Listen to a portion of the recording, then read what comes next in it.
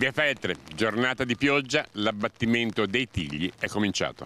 L'abbattimento è cominciato come previsto. La gente guarda, ma i tonni sono assai meno drastici di quelli di prima dell'inizio dei lavori. È un po' triste, non si può dire altro, però se è da fare si fa. Io sono contrario all'abbattimento dei tigli, anche se approvo il progetto, perché secondo me è un progetto bello che può migliorare l'estetica della città. Mi dice cosa ne pensa?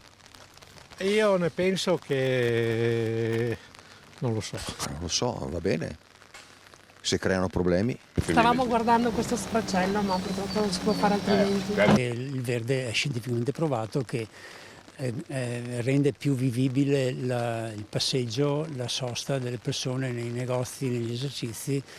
E questa è una cosa che se non fosse tenuta conto questa cosa qua, secondo me un po' di disagio ci sarà per chi frequenta il viale. Da adesso a settembre noi come Italia Nostra proviamo a vedere se riusciamo a fare qualche azione, a vedere se è tutto regolare, se si può in qualche modo bloccare o fare un ricorso al TAR, qualche cosa. Abbattimento del primo lotto di alberi completato in poche ore, poi ci viene detto si proseguirà in settembre.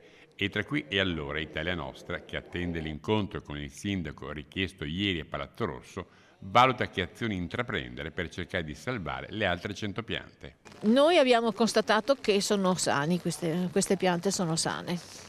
A mente all'italiano si vede proprio, anche se si guardano anche i ceppi sono sani. E quindi stiamo veramente valutando di fare una denuncia per danno ambientale.